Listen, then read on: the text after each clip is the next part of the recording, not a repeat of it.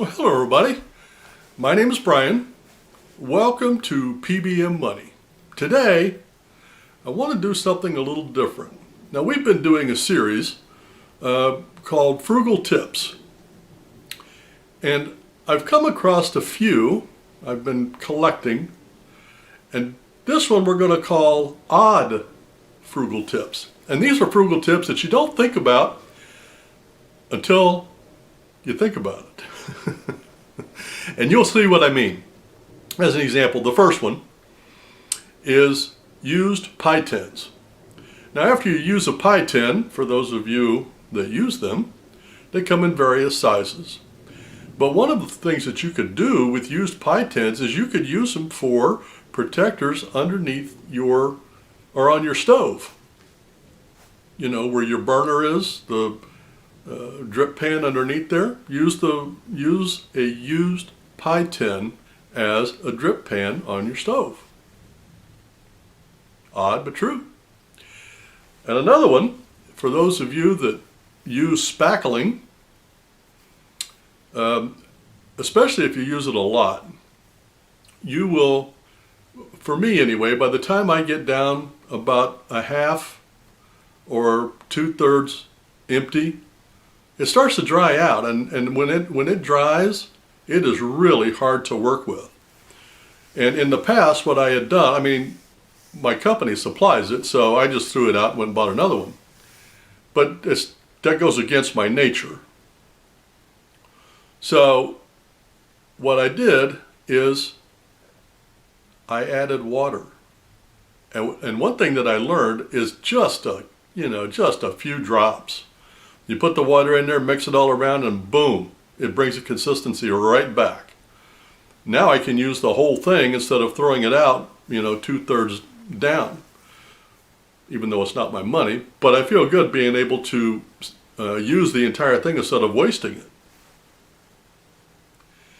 Now here's one, and I saw this one.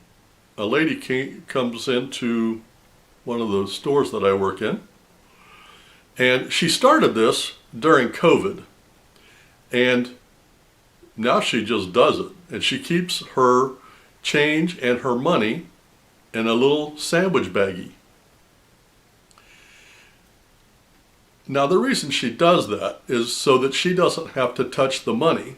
What she does is she takes her money out of her baggie and hands it to me, and then the change I personally put into the baggie. That way I don't have to, she doesn't have to touch the money that I touch. But if you take that and you think about, well, if you want to keep your change and bills all together without it going all over the place, this will save you having to buy a little change bag. Just put it in a baggie. And this doesn't have to be for just females. Guys can do this too. Back when I was younger, guys used to carry these little egg-shaped things that you would pinch, and a hole would open up and you put your change in there and you stuck that in your pocket, kept it from rattling around, and it kept it all together. Baggie does the same thing. Now here's one, and I've seen this sometimes, but a lot of times people just, if you have a pickup and over time the tailgate breaks or cracks or falls off, or you buy a truck that doesn't have a tailgate, all you got to do is take a couple of 2x4s and stick them in there. Where the door used to go, just attach them.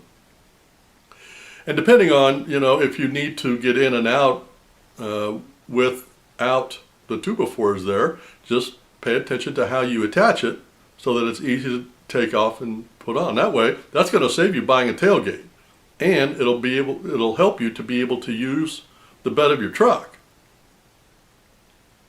Pickup truck isn't worth much if you don't have a tailgate. Everything in there will just slide out eventually.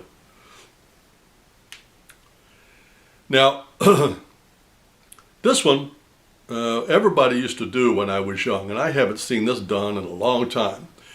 But you use empty jars for storage in your garage or in your kitchen. And the way that you do this is you get an empty jar with a lid, and you attach the lid to the underneath side of a shelf. And then you screw the jar into the lid. This serves many purposes. In the garage, you can separate out bolts, screws, different sizes, washers, and you could have a jar for each one. In the kitchen, you could use it for spices. I mean, if you had little baby food jars, you could attach those to your shelving and use that for spices. That is a really, really good frugal tip, because it allows you, A, to store things separately so you can save time when you're looking for something. You know exactly which jar to go to. And it gives you the ability to use the top of the shelf for whatever it is you're using it for, and the bottom of the shelf. You're not wasting space. Now here's the last odd tip I want to talk about. And I am a painter by trade, and I have noticed that after you use a roller for not a very long period of time, it starts to creak and make noise. And it is annoying when you do that 8 hours a day and you got to listen to this thing creak, creak, creak, creak every time it goes up and down the wall.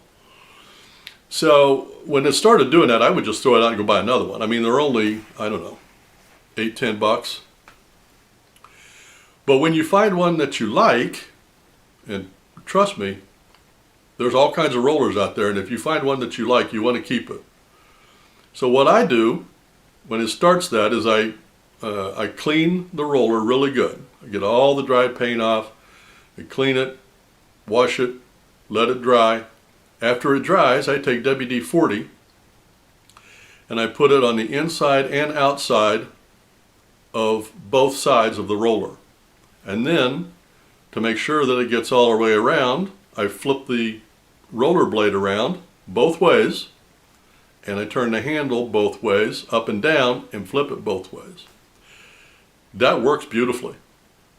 I've had the same roller now for 2, 3, 4 years. I really don't remember how long. It's been a long time.